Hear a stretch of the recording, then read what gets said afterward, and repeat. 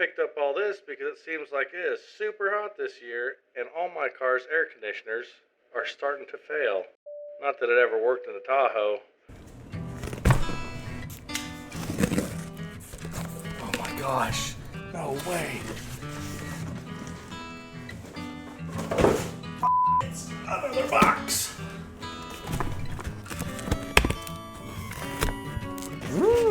Dun, dun, dun, dun. Oh my god, it's kind of heavy. And then what's inside here? More boxes. There's a box. There's a box. There's a box. So there's the bag. I should save this for last. I think it's already kind of obvious. Books. Inside here, surrounded by styrofoam, well packaged. Oops. We have, what was this brand? A Vivo Home vacuum compressor.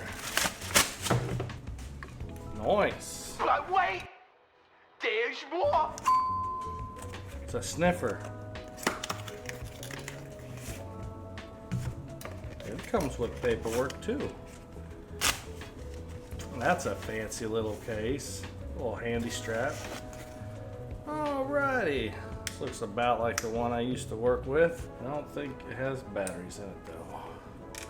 We'll put that up and look at that later. I'm excited. And last but not least,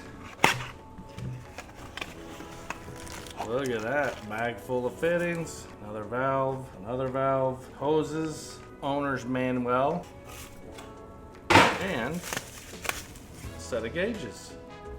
Cool.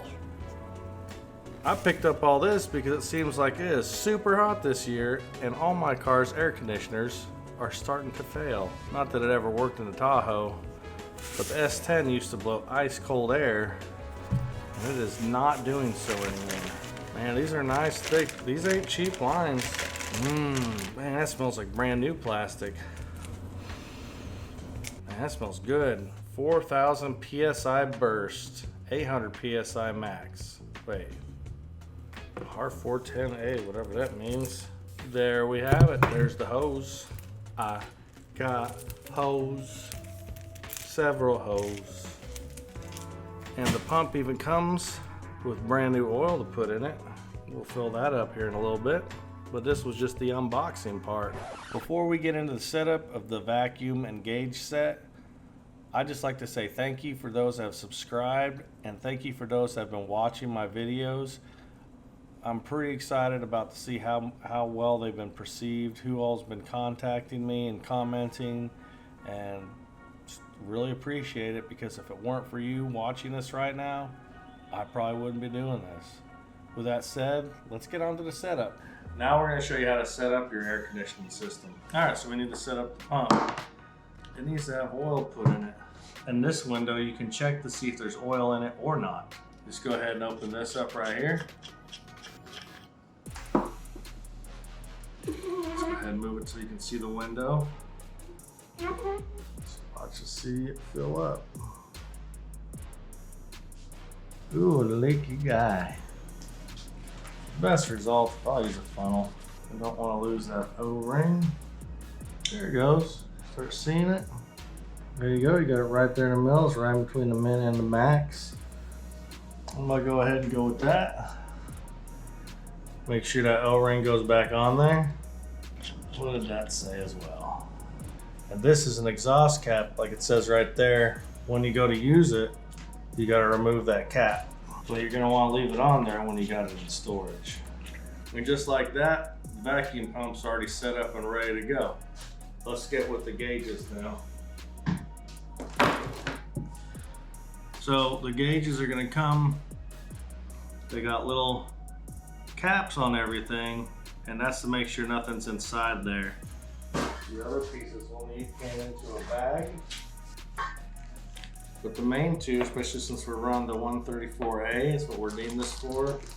We're going to need to install the high valve and then also the low valve.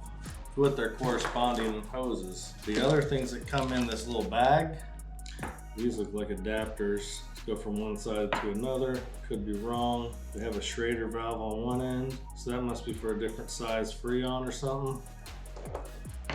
We won't be needing these right now because we're just gonna set this up for 134A. So these you also are gonna wanna go ahead and put them in the bag. We won't need these till we hook up the Freon, so we don't even need those to set this up. So this is what you want for setting this up. You got your low valve, you got your high valve, you got your gauges, and you got our lines.